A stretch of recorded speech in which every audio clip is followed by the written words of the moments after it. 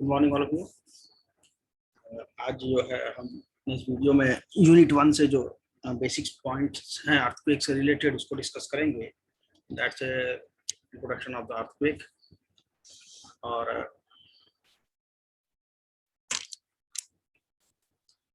इस पार्ट में जो है earthquake and causes of earthquake और internal structure of the earthquake, ये सब चीज़ों को हम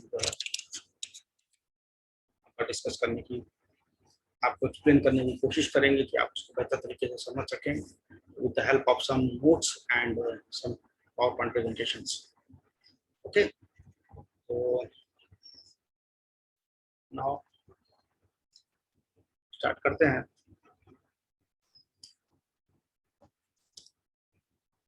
What is an earthquake? Earthquakes are ground movement that occur when block of rock in earth move suddenly and release energy. Earthquake क्या है? प्रकार का ग्राउंड मूवमेंट है जिसमें जब ग्राउंड मूवमेंट है बट इसका रीजन क्या है प्रकार होने के, क्या क्यों ये हो रहा है, इसका पीछे के अगर कंसेप्ट को समझे तो जनरली क्या होता है, ग्राउंड के नीचे जो बहुत सारे ब्लॉक ऑफ रॉक्स हैं या फिर दूसरे बहुत सारी प्लेट्स हैं जिनमें सडनली मूवमेंट होता है और उस मूवमेंट्स की वजह से बहुत सारी एनर्जी रिलीज होती है। इसकी वजह से अर्थक्वेक जनरेट होता है। The energy is released as seismic wave that causes the ground to move. तो जैसे ही जब एनर्जी रिलीज होती है तो due to the that energy seismic waves generate होती है। वैसे तो जनरली 3 तरह की वेव होती है, आपको बता देना चाहूँगा। जैसे पी वेव, ठीक है, एस वेव, जो अभी हम आगे डिस्कस करेंगे तो उस पर अभी हम बाद में आएंगे। बट जो सीस्मिक वेव्स है उसकी वजह say that causes the ground to move. Okay, what is an earthquake? The focus अब इसमें नेक्स्ट पॉइंट है कि the focus क्या है और एपिसेंटर क्या है। The focus is a plane within earth along a fault where the first motion of earthquake occurs. ठीक है, अब फोकस और एपिसेंटर दो तरह की चीजें। फोकस क्या है कि जहां से अर्थक्वेक जनरेट हो रहा है, ठीक है ना, and the place on earth surface directly above the focus. ठीक है, जैसे 2 पॉइंट हो गए, एक हो गया एपिसेंटर और एक हो गया फोकस। ठीक है ना। तो फोकस क्या है कि अगर आप देखें तो जैसे अर्थ में जो अर्थ के नीचे वाला पार्ट है जहाँ पे से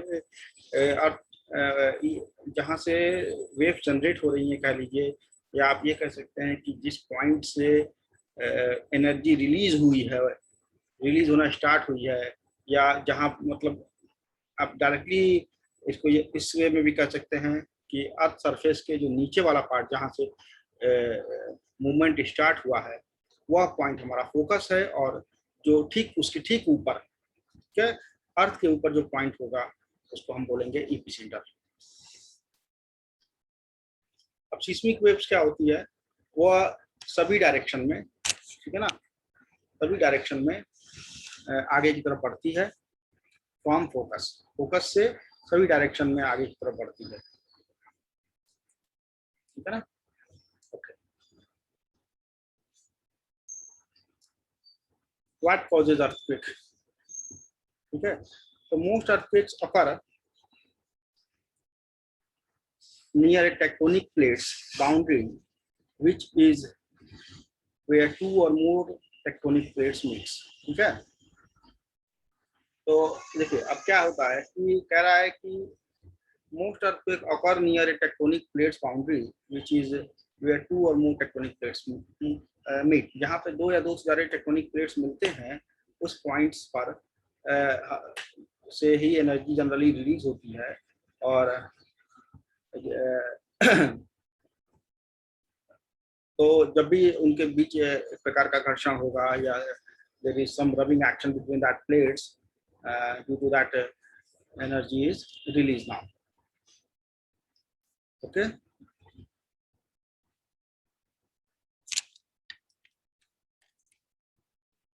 The movement of the tectonic plates breaks earth crust into a series of fault. तो अब क्या होता है कि टेक्टोनिक प्लेट्स के मूवमेंट से, ठीक है, जो भी अर्थ क्रस्ट की जो लेयर्स होती हैं उसमें क्या होता है कि वो ब्रेक हो जाती हैं, किसमें, सीरीज ऑफ फॉल्ट में, ठीक है, which are break in earth crust along which blocks of rock move. The release of energy that accompanies the movement of rock along a fault causes an earthquake. ठीक है ना. ये हमने आपको बताया कि इस प्रकार से प्लेट्स के मूवमेंट की वजह से जो एनर्जी रिलीज हो रही होती है. अब आता है what causes earthquake. Stress on the rock causes deformation. ठीक है, stress on the rock causes deformation, which is the process by which the rock becomes deformed and changes shape. As the stress on rock increases, the energy stored in it increases. When the stress is released, the rock may return into its original shape. ठीक है. Stress, तो यहाँ पे देखिए 2-3 point फिर आपके निकल के आ रहे हैं कि stress on the rock causes deformation. जैसे जब एनर्जी रिलीज होगी, ठीक है, तो रॉक के ऊपर क्या होगा, रॉक डिफॉर्म्ड होंगे, which is the process by which the rock becomes deformed and changes. और इस डिफॉर्मेशंस की वजह से जो है उसके शेप में क्या होगा, तो कुछ ना कुछ परिवर्तन हो जाएगा. ठीक है.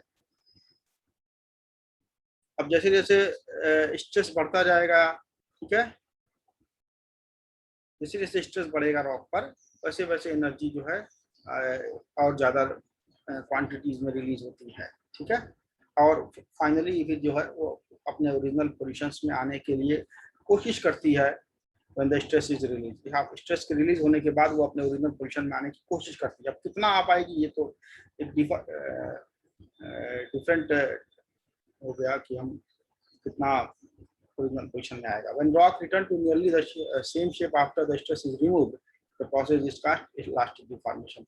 अब अगर वो ओरिजिनल पोजीशन में आ गई, ठीक है ना, अगर वो अपने ओरिजिनल पोजीशन में बैक आ गई, ठीक है, इस प्रोसेस को हम बोलेंगे इलास्टिक डिफॉर्मेशन.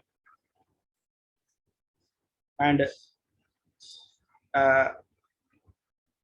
हम इलास्टिक डिफॉर्मेशन बोलते हैं कि भाई elastic deformation. The return of the rock to its original shape after elastic deformation is called elastic rebound, and that's the theory is called elastic rebound theory. Okay. अब unstable ground, where do earthquake happens? Most earthquakes happens at or near tectonic plates boundaries. तो जैसा अभी आपको हमने previously बताया कुछ देर पहले कि जहाँ पे भी टेक्टोनिक प्लेट्स होंगी वहीं पर हमारा जो है टेक्टोनिक प्लेट्स के मतलब आसपास ही जो है अर्थक्वेक जो है जनरली होता है. ठीक है ना. At tectonic plate boundary, stress built up from tectonic plates cooling, separating और ग्राइंडिंग पास्ट ईच अदर. ठीक है. There are 3 main types of tectonic plate boundaries: divergent, convergent and transform. तो 3 टाइप्स की वो होती है आपकी tectonic plate boundary, that's divergent boundaries, convergent boundaries and transform boundaries. At divergent boundaries में क्या होता है, tension stress causes normal fault to form. Tension stress की वजह से नॉर्मल फॉल्ट जो होते हैं वो फॉर्म होते हैं. earthquake tends to be shallow because the crust is thin. Okay. At convergent boundary, rock is squeezed. With the help of the figure आप देख सकते हैं इसको. ठीक है. And the stress is called compression. यहाँ पे एक प्रकार से क्या होता है, कंप्रेशन होता है. अगर पिछले वाले में आप देखें टेंशन यूज हो रहा है, ये आप देखिए येलो कलर के एरो से हमने इसको दिखाया है. ठीक है. तो इसमें क्या होता है, कन्वर्जेंट बाउंड्रीज में ये प्रकार से कंप्रेस होता है. देखिए येलो लाइन से आप देख सकते हैं इसको. ठीक है. ये कंप्रेस हो रहा होता है.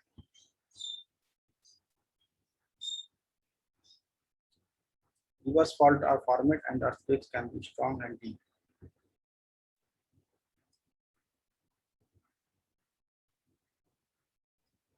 At transform boundaries, shear stress pushes tectonic plates in opposite direction, earthquake tends to be relatively shallow. तो अब क्या होता है, अब आता है ट्रांसफॉर्म बाउंड्रीज। ट्रांसफॉर्म बाउंड्रीज में शेयर स्ट्रेसेस काम कर रही होती है। There is a shear stresses due to the shear forces. देखिए ये एक प्लेट इधर स्लिप कर रही है, दूसरी प्लेट इधर इधर इधर मूव कर रही है, इस तरह से प्लेट मूव कर रही है, देखिए ऐसे, ठीक है ना, एक इधर जा रही है तो एक इधर आ रही है, ठीक है ना। तो इस तरह की कंडीशंस में जो है ट्रांसफॉर्म बाउंड्रीज फॉर्म होती है। ओके,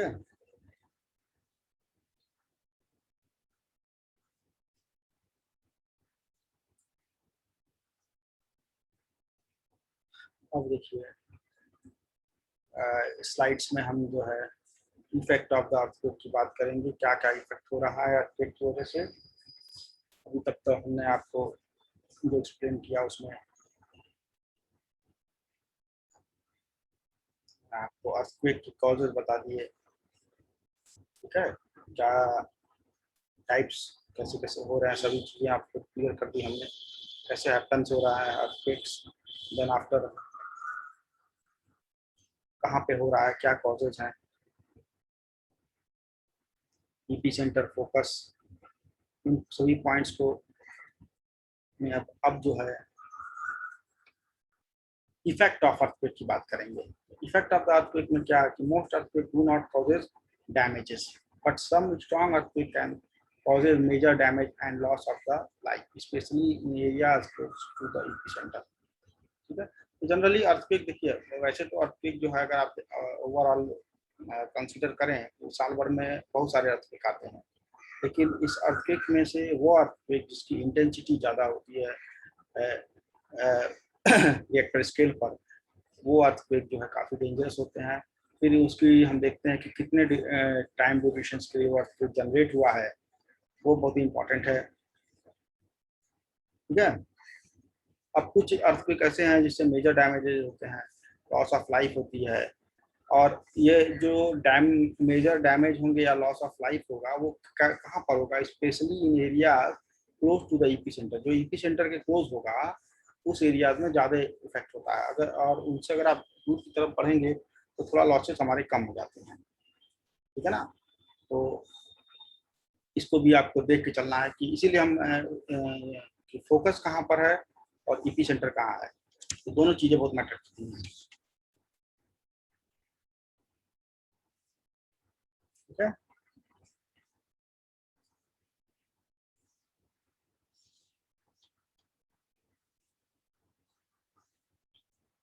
अब अगर यही जैसे इसमें जो स्ट्रक्चरल लॉसेस होते हैं सिविल इंजीनियरिंग के पॉइंट ऑफ व्यू से अगर आप देखें तो जैसे कि कभी कभी क्या होता है कि जब अर्थक्वेक आया तो उस कंडीशंस में अगर जो हाई राइज बिल्डिंग्स हैं जिससे इंटेंसिटी ज़्यादा होती है तो हाई राइज बिल्डिंग को इफेक्ट होता है, तो उसको हम देखते हैं कि मतलब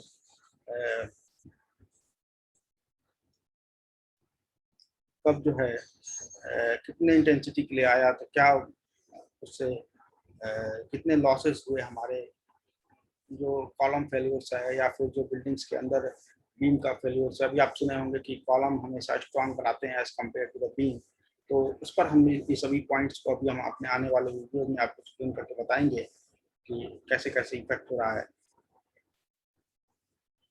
ठीक है। अब देखिए विद द हेल्प ऑफ सम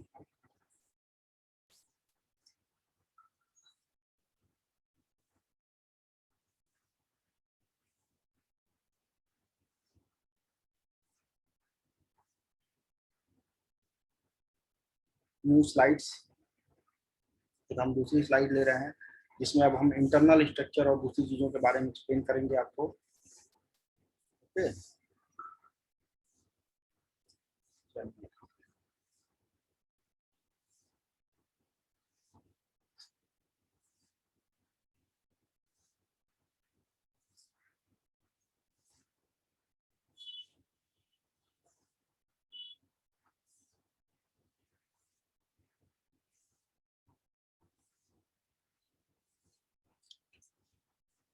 सबसे पहले हम बात करें इंटरनल स्ट्रक्चर ऑफ अर्थ क्या है, ठीक है ना। अब देखिए ये हमने फिगर के साथ जो है मार्कर मान लीजिए ये आपको ये देखिए यहाँ पर मैं येलो लाइन से कलर इसका हम चेंज कर देगा थोड़ा सा।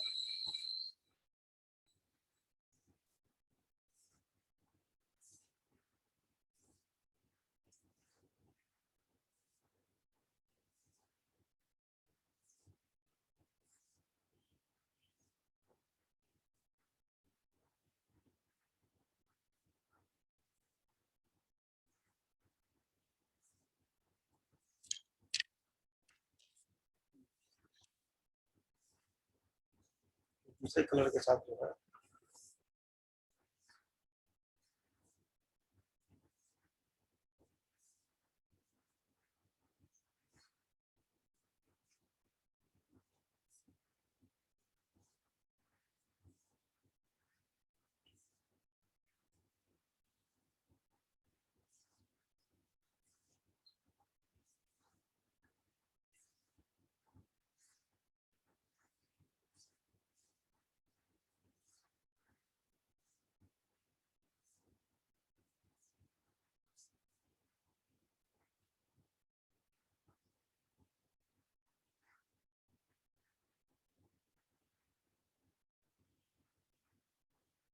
Okay.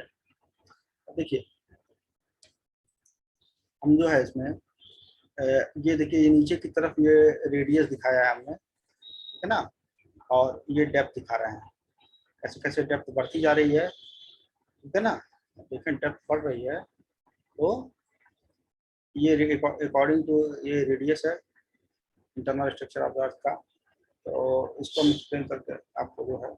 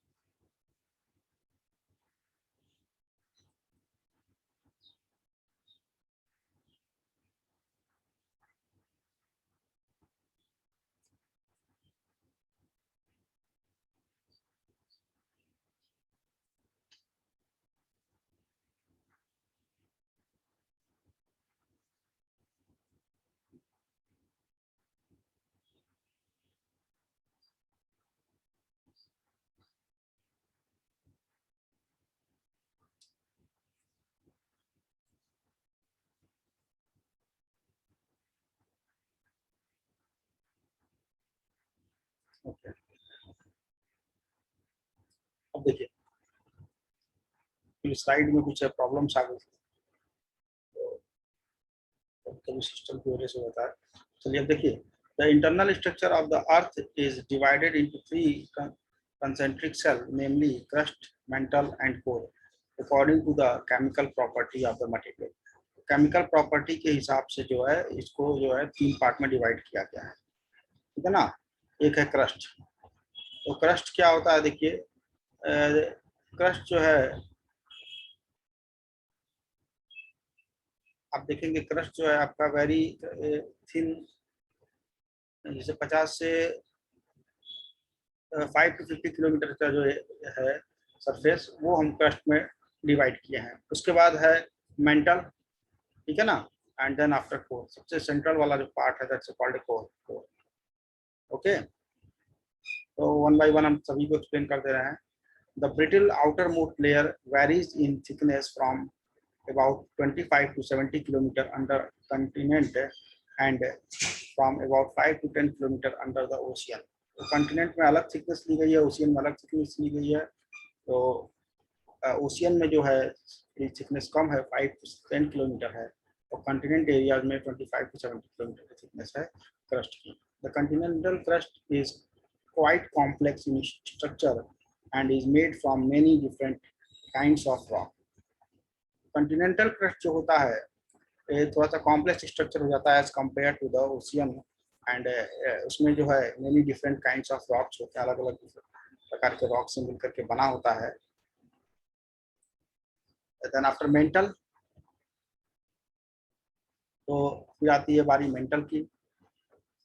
Mental below the crust lie the dense mantle extending to a depth of 2890 kilometre, 2,890 90 kilometre तक का जो एरिया है वो मेंटल आता है।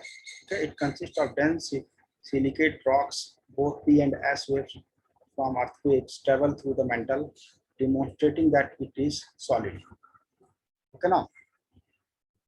तो इसमें जो है सिलिकेट रॉक का परसेंटेज काफी ज्यादा होता है, और क्रस्ट के ठीक नीचे जो है हमारा मेंटल वाला पार्ट होता है। अब मेंटल वाले पार्ट को हमने दो पार्ट में डिवाइड किया है। That's one is called upper mantle and second one is called the lower mental.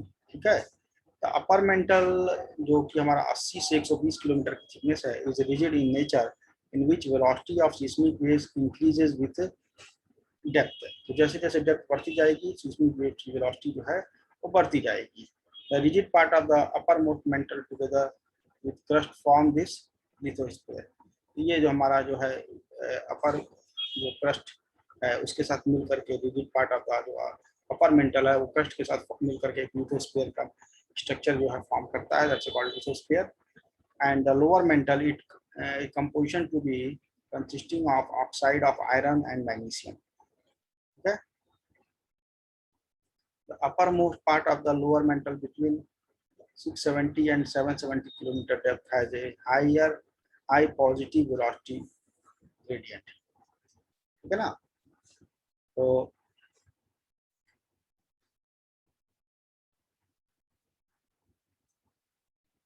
अब फिर उसी टॉपिक पर हम आ गए जो कि पीपीटी में आपको हम बता रहे थे, तो नोट्स के माध्यम से भी यहाँ पे हम आपको एक्सप्लेन कर दे रहे हैं। ठीक है ना। थोड़ा मोड़ा डिफरेंस मिलेगा, वहाँ पर तो हम शॉर्ट आपको हम बताए हैं, बट यहाँ पर थोड़ा सा ज़्यादा पॉइंट्स को हम कवर कर रहे हैं। तो अब कॉजेज ऑफ अर्थक्वेक की बात कर रहे हैं। The earth crust consists of 7 large lithospheric plates and numerous smaller plates. These plates move towards each other, a convergent boundary, a part, a divergent boundary, or a part each other transform boundary. तो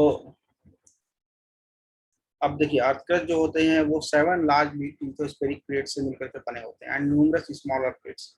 जैसे 7 lithospheric plates हैं और उसके अलावा जो है हमारी कुछ स्मॉलर प्लेट्स हैं। अब जैसे क्या होता है कि जो भी ये प्लेट्स हैं वो मूव करती हैं with respect to each other, और जैसे ही ये एक दूसरे के रिस्पेक्ट में मूवमेंट होता है इसमें, तो ये अलग अलग प्रकार की जो बाउंड्रीज है या बनाती हैं, जो भी आपको with the help of the figure हमने ऑलरेडी एक्सप्लेन किया है। Convergent boundary, divergent boundary and transform boundary. Convergent boundaries में क्या होता है, ड्यू टू द टेंशन होता है, डाइवर्जेंट में ड्यू टू द कंप्रेशन होता है, और ट्रांसफॉर्म बाउंड्रीज बना रहे हैं that's due to the shear. अलग अलग है, तीनों का रीजन अलग अलग है। ठीक है।